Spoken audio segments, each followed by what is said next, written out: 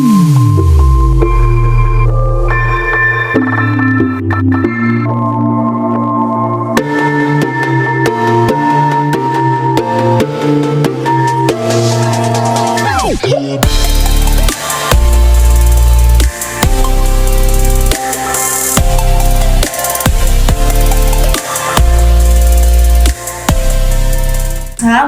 warahmatullahi wabarakatuh. Selamat pagi sahabat Puskesmas, kembali lagi di acara podcast instan Informasi seputar kesehatan. Nah, sebelumnya saya memperkenalkan diri, saya Novilia sebagai host. Dan saya Nabila Fatarani sebagai host. Nah, pagi ini kita kedatangan tamu nih Teh Nabila. Kita kedatangan tamu dari mana nih Teh? Kebetulan dari gizi nih Teh Nabila. Tapi hari ini kita akan membahas tentang apa nih Teh? Oke, jadi karena kita kedatangan ahli gizi di Puskesmas Balai Endah, jadi kita akan membahas tentang gizi pada anak Teh. Oh gitu. Iya. Tapi sebelumnya kita perkenalan dulu nih Teh nih. Sama ahli gizi kita ya. Selamat pagi Teh. Ya, selamat pagi. Silakan nih Teh perkenalan dulu sebelumnya. Ya, boleh. Perkenalkan, nama saya Ade Yulani Pratiwi, saya sebagai ahli gizi di Puskesmas Balai Endah. Perkenalkan, nama saya Vina, saya sebagai petugas gizi juga di Puskesmas Balai Endah.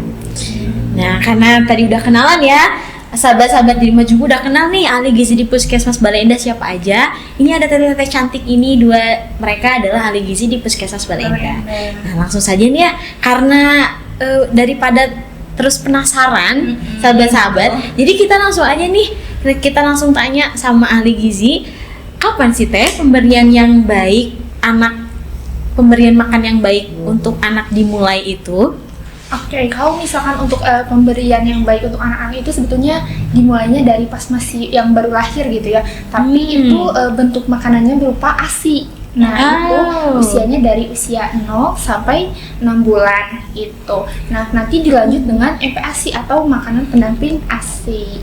Oke, berarti dari mulai brojol gitu ya Teh, udah dikasih makan ya? Iya, betul sekali. Tapi bentuk makanannya itu Susu ibu. air susu ibu Iya, itu. betul. Oke. Mau nanya lagi nih, lalu frekuensi pemberian ASI yang baik itu berapa kali Teh? Nah, kalau frekuensi pemberian ASI itu sebaiknya per 2 jam sekali ya. Jadi kita bisa lihat misalnya dari pagi hingga siang itu frekuensinya sebanyak 4 kali. Oh gitu. Sebanyak 4 kali. Kemudian dari siang sampai sore itu sebanyak 4 kali. Nah, selama malam itu sebanyak 4 kali juga. Jadi selama 24 jam itu sebanyak 12 kali. Frekuensinya per 2 jam sekali. Kalau misalnya nih anaknya tidur nih Teh, Nah, gimana tuh? Nah, permasalahannya sering terjadi ya seperti itu. Apabila anaknya tidur misalnya lebih dari 2 jam nih tidurnya atau 3 jam, biasanya kan pada saat bayi ya sukanya tidur ya, apalagi yang berat badannya kurang. Nah, itu kita harus bangunkan. Apalagi sukanya kita sebagai orang tua seneng ya anaknya apa gitu ya. Ya, kita harus bangunkan maksimal tidurnya itu selama 2 jam. Jadi kalau lebih dari 2 jam terpaksa Dibangunin aja. Ya, harus bangunkan saja. Karena emang sudah waktunya untuk dia menyusu kembali gitu ya Teh ya. Betul. Nah, biasanya kalau misalnya tidak dibangunkan nih selama 3 jam, itu biasanya kan asupan ASI-nya kurang ya. Nah, itu berpengaruh terhadap berat badannya, kenaikan berat badannya, sehingga tidak akan mencapai kenaikan berat badan yang minimal untuk usia bayi tersebut. Nah, tadi ngobrolin tentang berat badan kurang nih Teh. Kalau misalkan dengan pemberian ASI kan suka ada ibu yang ngeluh, ini kenapa udah dikasih ASI tapi berat badannya nggak bertambah gitu Teh. Apa sih yang salah? Apa penyebabnya? Apa sih penyebabnya? Sedangkan kan kalau misalkan 0 sampai 6 bulan itu hanya dikasih ASI, tapi ini kenapa nggak bertambah gitu ASI eksklusif itu si bayi? Oke. Jadi kalau misalkan untuk pemberian ASI itu kan ada frekuensinya juga ya gitu. Nah, biasanya kalau misalkan pemberian ASI untuk anak itu harus frekuensinya itu harus sesuai gitu. Nah, itu lalu untuk pemberiannya juga, misalkan lama pemberian ASI-nya kalau misalkan terlalu cepat itu juga kurang baik gitu ya. Jadi harus sampai si ASI-nya tuh terasa udah kosong. Payudaranya gitu ya. Jadi sebagai ibunya kerasa gitu. Jadi sampai berarti diperhatikan frekuensi dan berapa lama pemberian ASI itu gitu ya Teh ya. Iya, karena kan makanan dan minuman bayi 0 sampai 6 bulan itu kan hanya ASI ya, Iya. hanya ASI saja. Jadi yang menghilangkan rasa haus, menghilangkan rasa lapar itu hanya ASI saja yang bisa diberikan kepada bayi ya. Jadi pada saat pertama kali memberikan ASI itu pasti kan keluarnya itu ASInya encer ya biasanya. Iya. Biasanya ya. Biasanya ibu-ibu mengeluh, kok ASI saya tidak kental, ASI saya encer, apakah ASI saya tidak berkualitas? Nah, itu memang betul pada saat keluar pertama kali itu encer ya, itu karena Berarti wajar ya teh iya, kalau wajar. kalau Itu encer. karena keluarnya itu pertama kali itu kandungan yang besarnya itu air. Jadi untuk menghilangkan rasa hausnya. Nah, kemudian lama-kelamaan itu sampai si bayi itu harus mendapatkan si yang ASI kental itu yang sangat bagus untuk menaikkan berat badan. Kandungannya itu berupa protein dan lemak, sehingga jangan sampai ASI kita payudara kita misalnya belum terasa kosong itu sudah dilepaskan sama kita gitu ya. Itu jadi hanya yang dikonsumsi sama bayinya hanya yang mengandung Air, air, sehingga berat. akan sulit untuk menaikkan berat badannya. Berarti jangan sebentar-sebentar ya teh ya, Iya, kalau misalkan iya. ngasih ASI teh antep we sih nepi wareg gitu ya teh ya. Betul sekali. Terus teh gimana sih kalau kan sekarang banyak tuh yang misalkan baru lahiran ASINya seret, ya udah pakai bener ASI banget. booster aja, beli kapsul lah atau apa, itu perlu nggak sih teh? Atau gimana sih cara Kayak biar gitu ASI gitu. kita nggak seret gitu loh teh? Gimana teh? Nah, kalau masalah booster ASI ya, booster ASI atau suplemen untuk Menyusui. menambah ASI, Iya. kemudian mempersubur ASI, Iya, nah, iya. sebetulnya itu tidak perlu. Tidak direkomendasikan tidak ya. direkomendasikan ya. Sebetulnya produksi ASI itu dimulai pada saat masa kehamilan ya, pada saat masa kehamilan. Oleh karena itu kan pada saat masa kehamilan kita makanannya juga harus berkualitas ya, harus bergizi, harus sehat, harus bergizi seimbang, harus sesuai dengan makanan yang harus dikonsumsi sama ibu hamil ya. Nah, produksi ASI sudah mulai dari masa kehamilan. Nah, pada saat lahir itu udah siap. Udah siap ya, dikasih ke udah bayi. siap, jangan sampai pada saat lahir Baru kita gitu ya. Baru panik, mempersiapkan. kita panik, Iya. makan ini, makan itu, kemudian dikasih ini, kasih itu. Sedangkan kita dalam keadaan stres ya, Iya. itu akan berpengaruh terhadap keluarnya ASI juga. Jadi kayaknya karena stresnya itu jadi ASI kita tidak Bisa keluar sangat gitu ya ya. teh. Bisa jadi ada faktor. Nah, teh tadi ngobrolin tentang kita harus mempersiapkan ASI pada masa kehamilan. Baiknya atau misalkan ASI itu keluar waktu masa kehamilan, berapa bulan kehamilan sih teh? Atau berapa Biasanya minggu? sih usia 7 bulan juga sebenarnya suka Iya, ada yang mulai rembes, Iya, mulai iya. keluar ASINya 7 bulan, 8 bulan. Nah, Berarti pada- kalau misalnya ada yang hamil 5 bulan rembes juga itu aman ya teh? nggak apa-apa. Itu baik lagi tergantung apa sih asupan dari ibu hamil itu gitu. Jadi makanya persiapan ASI itu kan tadi baik lagi dari sejak masa Makanan. kehamilan, tergantung makanan ibu hamilnya gitu. Oke. Nah, makanan apa teh nih buat ibu hamilnya untuk si ASI itu, untuk mempersiapkan ASI itu? Oke, kalau misalkan makanan yang baik untuk ibu hamil itu seperti biasa ya, maksudnya itu harus terdiri atas karbohidrat harus ada gitu. Terus juga protein hewani, protein nabati, sayur dan buah-buahan. Nah, tapi ini ada poin penting untuk ibu hamil yaitu apa tuh, ada Teh? asupan zat gizi. Nah, itu zat besinya itu harus tinggi itu kalau untuk ibu hamil karena mempersiapkan kadar untuk hemoglobinnya nanti pas persalinan. Jadi Yang banyak cek HB itu kali ya? Iya, Kayak- iya betul gitu. Oke. Teh, mau nanya nih, biasanya kan kalau misalnya udah 6 bulan tuh kan mulai MPASI tuh ya. Nah, kira-kira tuh ada kesulitan nggak sih buat si ibu atau balitanya menghadapi MPASI? Udah mulai makan biasanya ada kesulitan nggak teh? Ada sih biasanya tuh ya kalau Banyak misalkan sekali di itu yang lapangan dikeluhkan. betul. Jadi misalkan contohnya tuh banyaknya sih GTM ya teh ya, atau gerakan tutup mulut gitu. Jadi si anak tuh udah mulai menolak dikasih makan atau kan misalkan pilih-pilih makanan Iya. atau enggak ada nih yang juga diemut ya teh ya, diemut terus dilepeh gitu enggak Nggak makan gitu, nggak dimakan gitu ya. nggak dikunyah. Nah, itu biasanya permasalahan yang sering kita temuin ya teh ya di lapangan. Nah, terus apa ya misalnya tipsnya nih buat para sahabat di rumah kalau misalnya anaknya tuh udah mulai GTM, terus misalnya pasti kan si ibu tuh udah galau ya, aduh bikin apa ya? kayaknya ini salah itu salah gimana nih teh? Kayaknya ada kiat-kiatnya kan teh?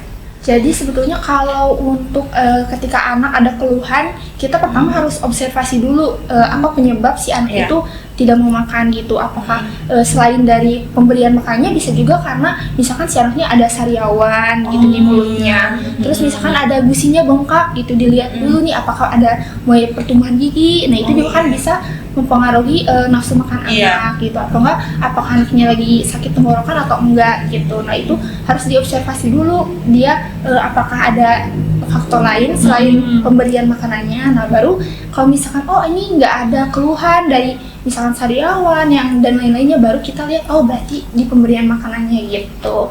Ya, selain itu juga misalnya kita bisa lihat juga keadaan anaknya tuh bagaimana, misalnya lagi nyaman nggak, lagi misalnya pada anaknya dalam keadaan ngantuk, itu juga Iya, tidak mempengaruhi tepat, ya. tepat dalam pemberian MPASI-nya atau makannya. Jadinya rewel biasanya ya kalau Iya, begitu. Misalnya anak lagi nggak enak badan, kalau misalnya ada ketidaknyamanan dalam tubuhnya, atau juga boleh dengan pengecekan darah atau pengecekan lab. Salah satunya itu adalah pengecekan HB.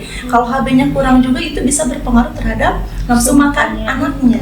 Oh, jadi anak juga bisa dicek HB, Teh? Iya betul bisa. Teh Nabila saya juga. Iya, ternyata anak bayi bisa dicek HB Iya. gitu ya. Iya betul. Nah, terus frekuensi makannya untuk MPASI gimana nih, Teh? Kalau misalkan frekuensi pemberian makan itu sebetulnya sama ya seperti orang dewasa gitu. Jadi makanan utamanya itu 3 kali, terus selingannya juga 2 kali gitu. Nah, kalau misalnya nih kadang anak tuh yang 7 bulan atau 8 bulan tuh kan tidur ya. Kadang si waktu yang makan siang itu kelewat nih. Nah, itu gimana ya Teh? Terus kan sedangkan ada snack, ada selingan makan. Itu gimana Teh waktunya? Iya, nah kalau frekuensi kan itu tidak, misalnya gini, ada juga kan selain kasus seperti itu, misalnya ada juga yang anak itu tidak bisa menghabiskan porsi satu kali makan itu sekali Iya. makan, misalnya Iya. itu. Karena Bu makannya cuma sedikit, cuma bisa 3 suap, 4 suap, itu tidak apa-apa, tapi kita frekuensinya naikkan, jangan sehari 3 kali.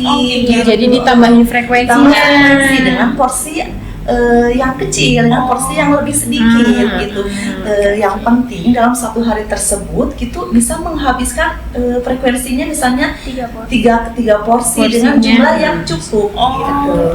Jadi porsinya dikecilin, tapi frekuensinya ditambahin. Iya, Gitu. Sering tapi sedikit tapi sering gitu ya, Teh ya. Oke. Terus juga ada yang nanya nih Teh, Gimana coba? katanya gini, kalau misalnya selingan itu biasanya kan orang tua tuh bingung nih ya, apa beli ke warung kayak ciki atau apa, biskuit anak, atau betul. bikin sendiri kayak misalnya puding atau gimana Teh yang Kalau- baik gizinya? Iya, Kalau snacknya. misalkan yang bagusnya sih bikin sendiri ya gitu. Jadi kita lebih terpantau aja gitu itu bahan makanannya apa. Karena kan kalau iya. misalkan yang instan kita kebanyakan kalau yang di warung-warung kan jajanan kayak ciki-ciki gitu, sebetulnya kurang bagus ya, apalagi tinggi gizi natrium tuh tinggi gitu. Jadi kayak mecinnya gitu-gitunya lebih banyak gitu ya. Jadi lebih baik kita bikin. Kalau bikin kan jadi bisa tahu gitu ya, bisa Takarannya, takaran tertakar itu ya ya, gitu betul ya. tertakar gitu. Jadi kadang ada orang tua tuh yang jadi kayak kan snacknya 2 kali, ibu dikasih snacknya apa? Ini tadi jajan cenah. Jadi orang-orang tuh mikirin kalau snack teh jajan, ciki gitu, wafer, itu teh snack gitu. Snack. Padahal bukan gitu ya Teh ya. Iya, kita lihat juga kan kalau misalnya yang pabrikan itu kan takutnya kan kandungan natriumnya tinggi, kemudian Ada kandungan pengawet. gulanya tinggi, ada pengawetnya juga iya. gitu ya. Itu kan kurang kurang tepat ya untuk Takutnya juga bukan balita. sesuai dengan usianya ya. Iya betul. Terus Teh nih ya, kadang kan udah mulai nih, udah 6 bulan, udah disusuin aja, terus udah mulai MPASI. Kadang ibu-ibu tuh suka bingung gitu. Begitu makan, apakah dikasih fortif dulu atau kayak bisa langsung kita mengolah sih gitu? Kalau Yang instan misalkan, yang instan. Apakah instan ini mah can ada baru makannya juga dikasih instan aja, jangan dulu masak-masak cina gitu. Kalau baru 6 bulan mah ada tuh kayak gitu. Nah, kalau sebetulnya kalau misalkan kan pemberian MPASI itu dari usia 6 bulan. Nah, itu justru lebih bagusnya itu kita ngolah gitu, membuat sendiri. Misalkan kita memilih bahan-bahan yang lembut-lembut gitu. Jadi kita main ke tekstur teh kalau di MPASI itu. Kan kalau yang mungkin yang instan memang tinggal diseduh ya, gampang gitu ya. Lembut juga gitu. Tapi kan kalau zat gizinya lebih bagus kita bikin sendiri gitu, tinggal di teksturnya aja kita Sesuaikan dengan usianya. Jadi nggak apa-apa teh kalau misalkan 6 bulan kita tiba-tiba langsung bikin aja bubur. Gak apa-apa, Masak gitu ya. Oh masak gitu kan, kayak enggak 6 bulan mau nggak usah masak dulu, kasih dulu yang instan aja cina gitu.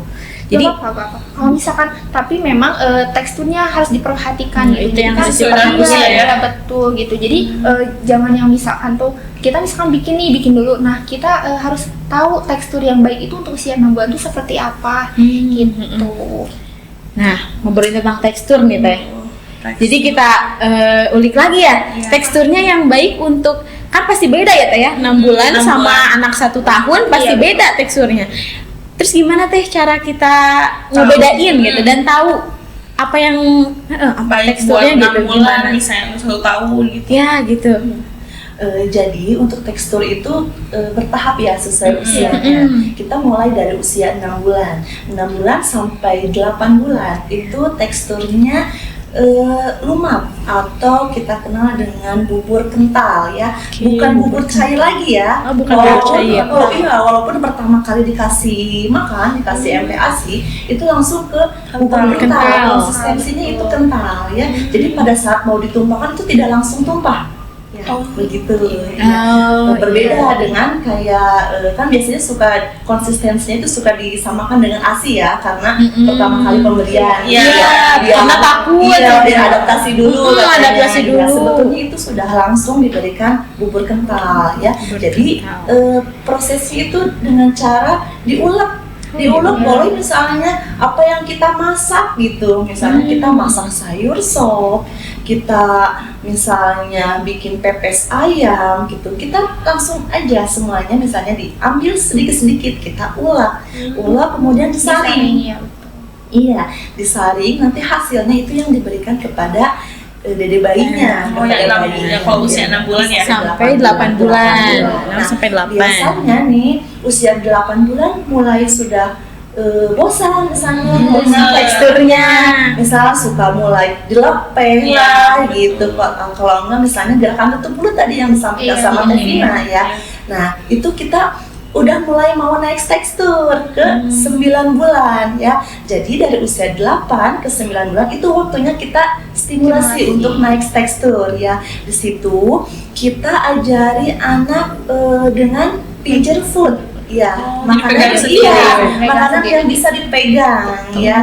Bisa misalnya buah lunak, misalnya buah kayak buah naga boleh, Pisang boleh buah pisang. Kemudian kayak sayuran kukus boleh, wortel kukus, brokoli kukus ya gitu. Kemudian kayak dadar telur yang dipotong-potong juga boleh gitu. Jadi ada melatih juga untuk bisa memegang makanan, kalau enggak mencipit makanan ya di situ. Nah, usia 9 bulan udah next tekstur nih. Teksturnya udah bukan bubur kental lagi ya. Jadi pada usia 9 bulan itu sudah makanan yang dicincang. Dicincang. Ya, betul, makanan yang dicincang.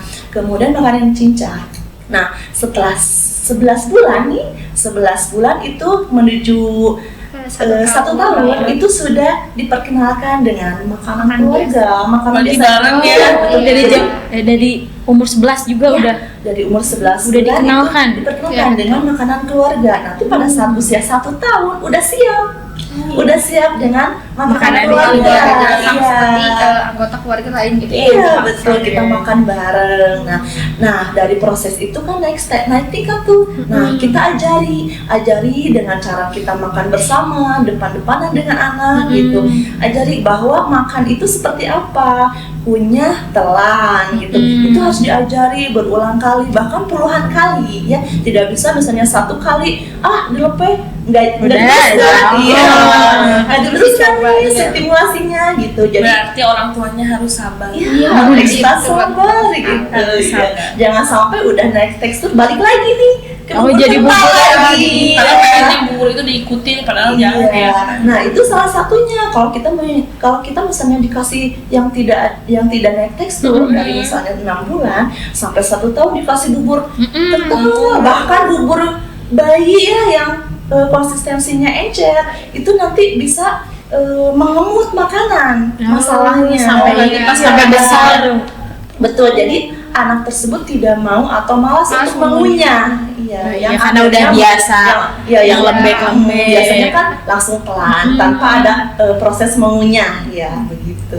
Berarti teh anak 1 tahun tuh udah boleh makan nasi seperti yang keluarga lain konsumsi gitu teh. Wah. Udah boleh. Tapi mungkin untuk tekstur nasinya jangan yang nasi Keras banget ya. yang perak gitu ya. Jadi agak lembut Lembek, gitu ya, lebih ya. lembut. Terus menyesuaikan juga bumbunya gitu. Jadi jangan yang terlalu cabai strong gitu, misalnya. iya gitu, yang terlalu banyak bumbu yang kuat-kuat gitu, jangan. Jadi lebih diutamain aja kayak bumbu-bumbu dasar gitu, seperti kayak gula, garam, seperti itu. Kan karena sebetulnya bahan makanan itu sudah menghasilkan rasa ya. Iya. Iya, seperti kayak wortel kan ada rasa manis-manisnya. Kemudian dari penambahan santan juga boleh, misalnya menambah rasa gurih gitu. Tapi ingat, santannya jangan yang instan ya. Jadi langsung dari kelapanya ya. langsung sendiri. Gitu. Nah teh kan kalau misalkan tadi ngobrolin tentang makan tekstur, ada nih bayi yang 1 tahun tapi belum ada giginya, misalkan gak apa-apa itu dikasih teksturnya yang udah bertekstur gitu. Nggak apa-apa, justru itu malah Merangsang ya. merangsang pertumbuhan gigi ya. Iya.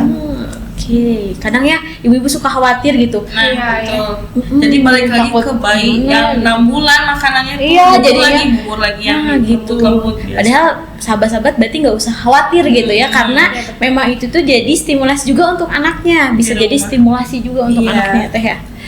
Nah terus teh, Teh nih, kalau misalnya ada nih ya orang tua tuh kadang, aduh gimana ya, ini kita balik lagi ke bayi ya, saya mau nanya, ada nih yang nanya, biasanya tuh suka bingung kalau asinya benar-benar seret nggak keluar, ada tipsnya nggak teh gimana? Kalau tipsnya itu lebih ke asupan ibunya ya, berarti makanan ibunya kan asinya seret gitu. Nah itu dari asupan makanannya, misalkan harus dibanyakin tinggi protein gitu, terus tinggi sayuran, terus ada juga yang pijat itu ya Teh ya. Ya ada juga yang pijat oksitosin. Oh, Jadi itu Apa tuh, Teh? peran suami. Oh, peran suami di rumah ya. itu biasanya di mana teh dipijatnya? Di punggung sini. Oh, di sini. Oh, gitu. Boleh, nanti caranya ada banyak di Oh, gitu. ya bisa bisa. Berarti itu sehari berapa kali teh? Kalau misalnya Pijatnya pijit, gitu? Iya. Itu loh, nggak apa-apa sering juga. Oh gitu ya. Karena banyak kasihan loh teh. Jadi kayak ada yang belum keluar nih asinya, nanti ujung-ujungnya tuh mereka jadi pakai support teh. Iya. Karena kan ngelihat bayinya nangis terus, kelaparan gitu. Kadang ada yang misalnya asi saya seret, asi saya keluarnya cuma sedikit. Nah itu kadang teknik Pemberian posisi. posisinya itu, posisinya, cara pelekatannya, kemudian posisi menyusuinya Iya. kurang tepat, atau enggak pada saat misalnya kok ibu bisa tahu misalnya asinya sedikit keluarnya bagaimana? Iya. Karena pada saat saya perah katanya Nggak cuma ada sedikit gitu. yang keluarnya. Itu kadang waktu itu dievaluasi, oh begitu ya Bu ya cara perahnya. Salah, ada kesalahan dari teknik cara perahnya gitu. Jadi ada teknik cara perahnya untuk menghasilkan jadi biar asinya keluar Biar- banyak gitu. Ternyata oh Bu banyak ya asinya gitu. Cuman caranya aja yang Iya, salah begitu. gitu ya. Posisinya juga. Posisi Betul, benar pelekatan. dari informasi Iya, ya. bener ya, apalagi ibu-ibu muda sekarang gitu ya iya. teh. Jadi jangan langsung main minum obat ya teh. Berarti obat itu sebetulnya apa ya, tidak direkomendasikan gitu ya teh. Iya. Karena tadi di asupan makanan dulu, terus ada pijat tadi juga ya teh ya. Oke, mungkin Gimana? terakhir ya teh ya. Terakhir ya, kayaknya. Untuk sahabat-sahabat puskesmas di rumah, apa sih pesan dari teteh-teteh ahli gizi puskesmas Balai Endah untuk sahabat di ibu-ibu, rumah. untuk sahabat-sahabat puskesmas di rumah gitu? Mau itu tentang pemberian makanan pada anak ataupun tadi tentang ASI yang tadi. Kayak mungkin pesannya untuk para ibu-ibu yang punya balita di rumah itu harus semangat, jangan mudah menyerah ya gitu, karena memang kalau misalkan untuk pemberian makan tuh pasti ada aja nih gitu ya, tapi kita harus tetap semangat nyari informasi di luar sana, bisa dengan sharing dengan sesama ibu balita. Misalkan ada kegiatan posyandu nih, ada banyak di situ ibu yang punya anak, bisa sharing gitu, cari-cari informasi juga, terus bisa juga cari-cari di internet ya gitu. Jadi bisa, pokoknya intinya jadi mencari informasi lebih banyak lagi gitu. Wah, menarik ya Kak Nabila. Ya. Ada Kemudian kalau misalnya ada permasalahan nih, muncul permasalahan misalnya berat badan anaknya tidak naik, kalau enggak misalnya ASI-nya tidak keluar atau seret ASI-nya, boleh itu langsung konsultasikan dulu ke petugas kesehatan. Biasanya kita juga ada di posyandu ataupun di puskesmas ya. Jangan langsung menyimpulkan bahwa ASI saya tidak ada gitu. Jadi langsung diganti dengan susu formula. Jadi bisa nanya dulu ya ke petugas. Ya. Kemudian jangan lupa juga setiap bulannya datang ke posyandu untuk itu mengetahui pertumbuhan dan perkembangan anaknya. Nah, untuk sahabat-sahabat puskesmas juga nih, kalau misalkan kayak ada keresahan gitu ya, dan kayak bingung harus nanya ke siapa daripada kayak nge-google dan sumbernya tidak tahu dari mana, jadi boleh nih kata teteh-teteh ahli gizi untuk datang langsung ke posyandu, karena kita ada di setiap bulan, ada nakesnya ya teh ya, kadang di sana ada bidan desa, ada ahli gizi ataupun teteh-teteh petugas lainnya. Jadi jangan ragu untuk menanyakan keresahan sahabat-sahabat puskesmas di posyandu itu, gitu ya teh ya. Terus ada lagi teh? Sudah cukup. Mungkin itu ada buku yang pink-pink gitu. Iya, boleh diperkenalkan gitu. Barangkali ada ibu-ibu yang masih apanya itu gitu. Oke, jadi sebetulnya ibu-ibu di rumah gitu ya, informasi yang tadi kita bahas itu sebenarnya udah lengkap di buku pink ini atau buku KIA. Nah, itu biasanya dibagikan dari sejak kehamilan, ibu hamil. Jadi di situ lengkap, ada informasi tentang ibu hamil, ibu balita misalkan yang punya anak dari bayi gitu ya. Jadi bisa baca saja di buku sini gitu. Tapi kalau misalkan untuk informasi lebih jelas, misalkan ada yang masih dibingungin seperti yang tadi sudah dibahas, bisa nanya langsung ya gitu. Nah gitu ya, alhamdulillah ya sahabat-sahabat puskesmas, hari ini kita membahas tentang gizi pada anak atau hambatan makan pada anak ya, tadi dari mulai 0 bulan sampai anaknya mulai bertumbuh makan tahun dan lain-lainnya gitu ya. Nah sahabat-sahabat puskesmas, mungkin untuk pembahasan kali ini segitu aja ya teh.